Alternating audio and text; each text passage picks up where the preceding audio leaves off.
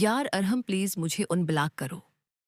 यार मुझसे कोई गलती हुई है तो मैं हाथ जोड़ के तुमसे माफी मांगती हूँ। प्लीज मुझे छोड़कर मत जाओ यार। यार तेरे पास बहुत लोग हैं पर मेरे पास सिर्फ तो है, वापस आ जा यार। अल्फ ने अरहम को है मैसेज कर दिए है। मैसेज के बाद रिस्पांस आया तो महज इतना, मुझे बार बार मैसेज करके परेशान नहीं करो। तुम्हें एक बात समझ क्यों नहीं आती अल्फ, मुझे तुमसे कोई बात नहीं करनी। यार तो ऐसा तो नहीं था। तुझे क्या हो गया है? अल्फ एक छोटे बच्चे की मानिंद रोने लगी।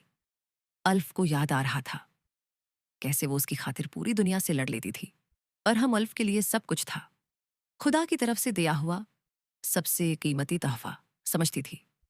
अल्फ और अरहम की दोस्ती के चर्चे हर तरफ थे, मगर ना जाने किसकी बड़ी नजर खा गई। सब खत्म हो गया। अल्फ के पास वाटिस ये पे माही का मैसेज आया। अल्फ अरहम की रहा है, पुलिस खुदा का वास्ता है मेरा ख्याल रखना बंद कर दो।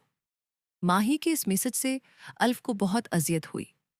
अल्फ की आंखों से आंसू बहने लगे। माही अरहम को कहना अल्फ की रही थी, मैं मर गई हूं तुम्हारे लिए। अल्फ ने अपने आंसू बेदर्दी से साफ गए। अरहम तुम तो कहते थे अल्फ तुम मेरे बहनने की वजह हो, तुम मुझे छोड़ के कभी मत जाना। आज तुम्हें क्या हो गया है? तुम क्यों चले गए मुझे छोड़ के? तुम्हें मुझे छोड़ते वक्त मुझ पर तरस नहीं आया? मैंने हाथ जोड़े तुम्हारे आगे, मगर तुम चले गए। मैंने तुमसे कहा था जब कभी मुझसे बीजार हो जाना, सिर्फ एक दफा की देना। अल्फ मेरी जिंदगी से चली जा, मैं चली जाती हमेशा के लिए, लेकिन तो ने मुझे ब्लॉक कर दिया। क्या मैंने तुम्हें इतना तंग कर लिया था कि ब्लॉक करने की नौबत आ गई? अल्फ रोते रोते सो गई। वक्त गुजरता रहा। अल्फ खुद को अजियत देती रही।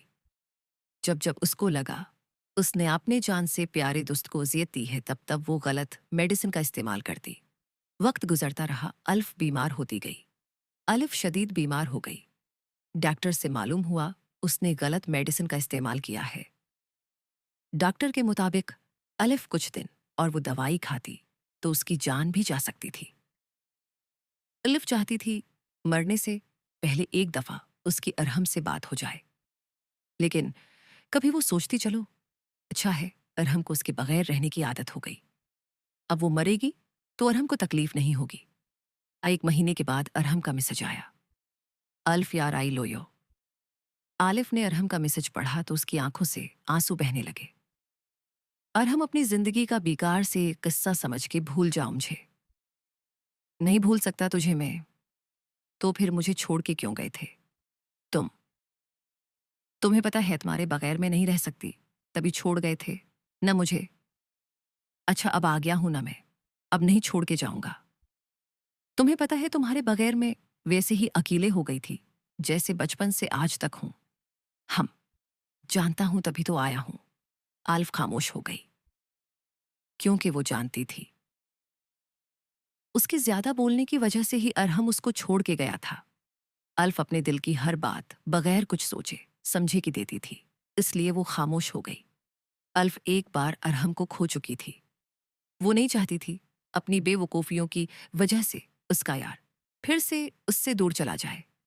अलिफ ने खुद से मैसेज करना छोड़ दिया था, लेकिन इसको रहम के मैसेज का इंतजार रहता था। जब अरहम फरी होता तो मैसेज कर देता था। अलिफ सिर्फ उस मैसेज का जवाब देती।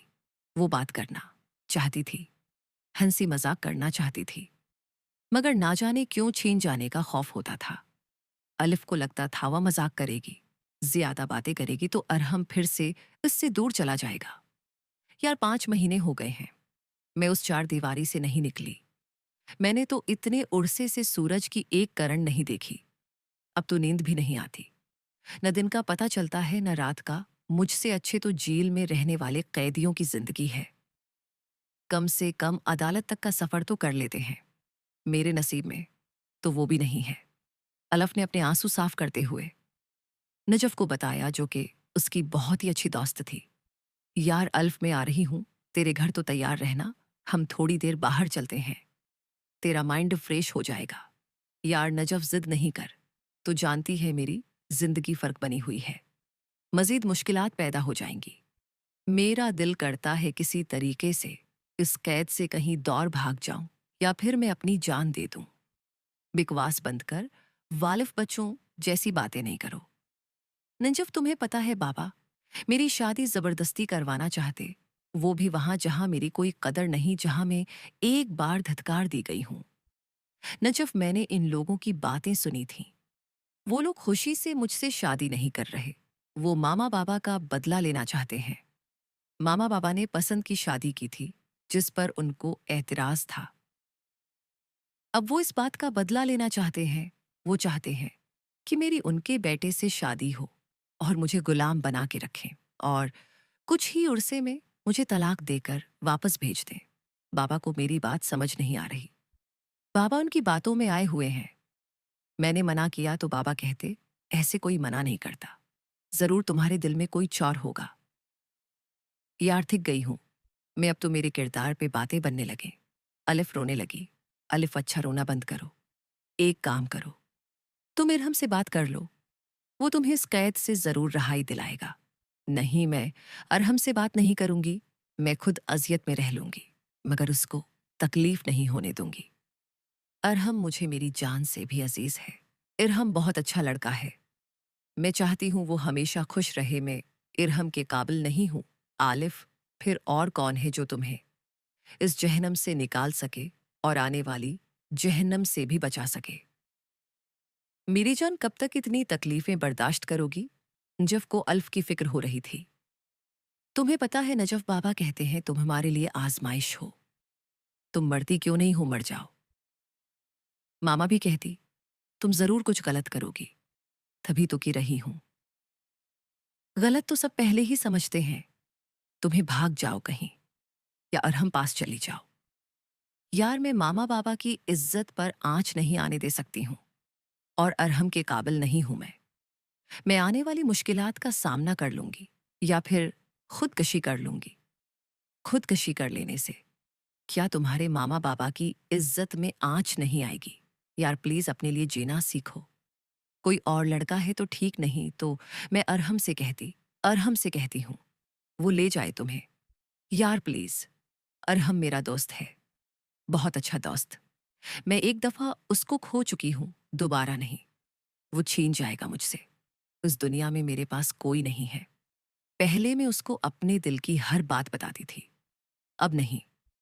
अब मुझे डर लगता है। काश मैं तुम्हारे लिए कुछ कर सकती, अल्फ।